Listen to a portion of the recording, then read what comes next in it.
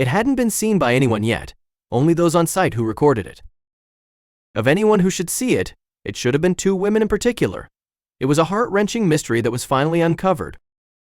The mystery had been around for decades, then Lost 52 Project got their hands on the case. Tim Taylor and his wife Christine Dennison's private company had one very clear goal that would take them from foreign libraries to the freezing depths of the ocean floor. The name Project 52 was because 52 submarines had disappeared in WWII.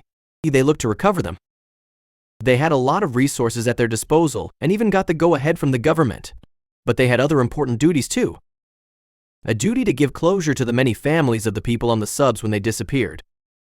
Now that they had the green light to look for the USS Greyback, they put everything on the case. 80 people disappeared along with it, and it had been so long that they weren't coming back. But the truth would just be good enough. But this was a special case. The project wasn't a normal one.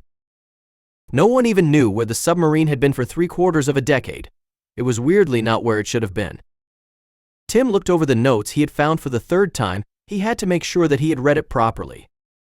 The submarine left Pearl Harbor in late January 1944, and after a month reported that it had successfully sunken 2 Japanese ships.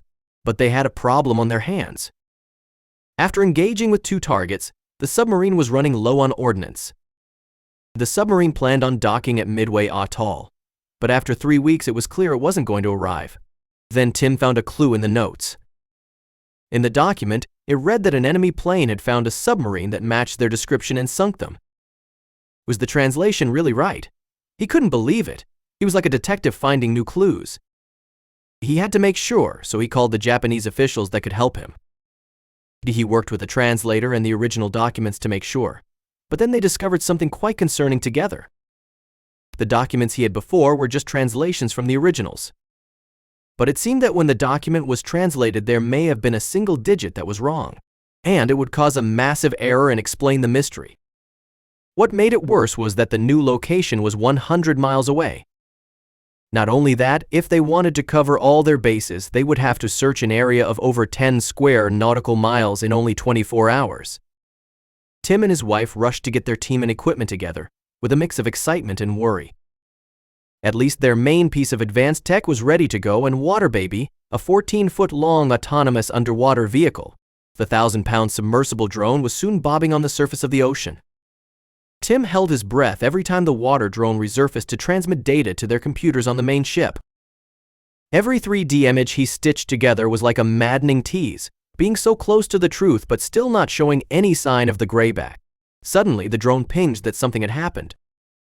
The drone had signaled there was a malfunction. The entire team sunk in defeat. It was the worst possible moment since they were nearly at the end of their time frame.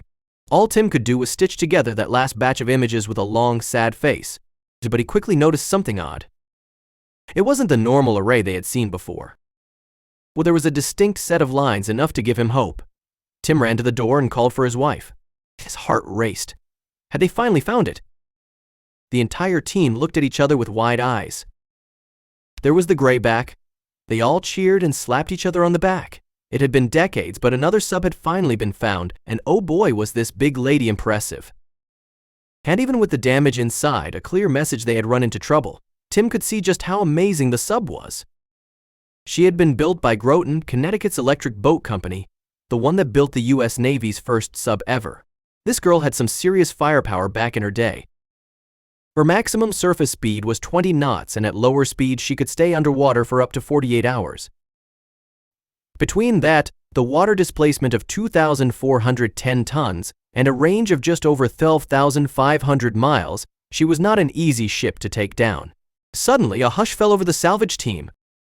It was a somber, sobering realization. They hadn't just found a hunk of metal 1,400 feet below the waves, but they had found the last resting place of 80 men. Even if there were no remains left, they were floating above a graveyard. It was a harsh reminder that the next, most important part was also going to be the hardest. There would be no public broadcast or announcement, not until they showed two vital people who had been waiting a lifetime to know the truth.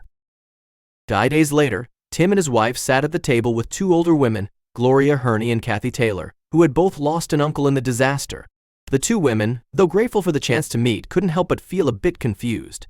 They wondered why Tim had invited them, and what the purpose of this gathering was. Tim, sensing their hesitation, broke the silence. "We haven't broadcast this yet," he said softly, his voice filled with a quiet reverence. "We wanted you to be the first ones to know that. This is the Greyback." A beat of silence hung in the air before Tim reached forward and pressed play on the projector. The room darkened as the screen flickered to life, and the women's eyes widened. The initial shock registered on their faces, but as the images continued to unfold, their emotions shifted. Gloria's eyes slowly widened, her face a mixture of disbelief and wonder. Kathy, unable to contain her reaction, clapped her hand over her mouth, a soft gasp escaping her lips. The raw emotion was palpable as the tears began to flow, fast and uncontrollable. "Oh my God," she whispered, her voice trembling. Her hand pressed harder over her mouth as she watched the video, unable to look away. The scene before them was a somber one, and within moments both women were sobbing openly. But it felt as though the weight of the years of waiting, uncertainty, and loss had all come crashing down at once. Tim kept his gaze fixed on the women, his voice soft but firm. "This is where your uncles are," he said, barely above a whisper. The footage continued to roll, slowly panning over the length of the Greyback's hull. Though once a pristine symbol of military strength, the ship now lay in ruins, decaying with time. The sleek, shining metal was now marked by years of corrosion, the once glimmering surface now a mottled combination of greens and blacks. The impact site where the torpedo had struck the ship appeared on the screen. The damage was as horrific as it had been described in reports, but now, with this footage, it felt all the more real. Gloria's breath caught in her throat as the camera focused on the battered remains. She reached for Kathy's hand, her fingers trembling as the full weight of the moment hit her. Kathy's grip tightened as the two women exchanged a glance, one filled with sorrow and grief. They shared a silent understanding, their mutual loss connecting them in a way words could not describe. Tim and his wife sat quietly, the silence in the room thick with emotion. It was clear that this moment had stirred something deep within the women. The video played on, but neither of them seemed to notice any more. Instead, they held each other tightly, the tears coming in waves, unrelenting and fierce. The pain of years spent wondering, of not knowing what had happened, had been replaced with a bittersweet confirmation. Their uncles, the men they had loved and lost, were finally coming back to them. Eventually, Kathy, ever the strong one, took a deep breath and reached for a tissue. Her hands were shaky, but she managed to wipe her eyes, composing herself. She turned toward Tim, her voice thick with emotion, but steady nonetheless. "He's come back," she said, her eyes meeting Tim's. Thank you very much." Tim's throat tightened as he struggled to hold back his own tears. The words, simple yet profound, pierced through the grief in the room like a quiet beacon of closure. The long, painful search for answers had ended, and in its place, the women found something unexpected, a sense of peace. The group sat together in a comfortable silence, each person processing the moment in their own way. As the video continued, the room filled with quiet conversations. The women shared stories of their uncles, how they had grown up, their quirks, their laugh, the things they had loved. Gloria spoke of how her uncle had always been the life of the party, the one who could make anyone laugh, while Kathy smiled through her tears as she recalled the letters he had sent from aboard the Greyback, full of optimism and excitement. Tim and his wife, now in their own way part of this extended family, shared the painstaking journey they had taken to find the Greyback. They spoke of the breadcrumbs they had uncovered, the tiny fragments of information that had slowly led them to this moment. It had been a long, grueling process, full of dead ends and false hopes, but in the end, it had been worth it. And finally, there was a moment of quiet understanding among all of them. The answers they had been searching for had finally arrived, and while it would never undo the years of hard action loss, it brought a sense of closure. It was the beginning of the end of a long chapter. And for Gloria and Kathy, it was a reminder that, though their uncles were gone, their memory would always live on, immortalized in the footage that now told the story of the Greyback.